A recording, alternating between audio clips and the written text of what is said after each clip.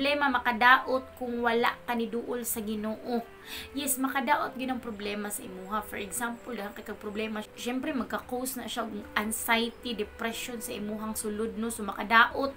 Pero pag naay problema, ihatag nimo sa Ginoo, isurrender nimo kay God ang problema, mayon ka Lord. Ikaw na'y bahala ani Father God. Ikaw na'y bahala na mo fix ani, anaon nimo ang Ginoo, dili na ako kaya kung wala ka Lord, ana.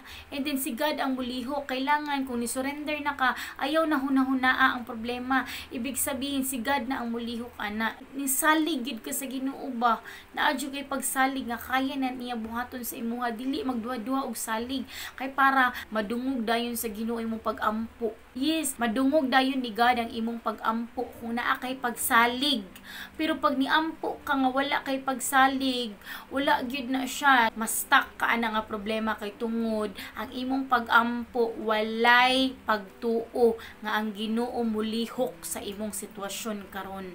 I-invite ang Ginoo. Pag mo invite ka kay God, makipag-istorya ka sa Ginoo, tuuhan nimo nga ang Ginoo mulihok, nga ang Ginoo mo solve ana, mo provide ana, mo ayo ana nga balatian.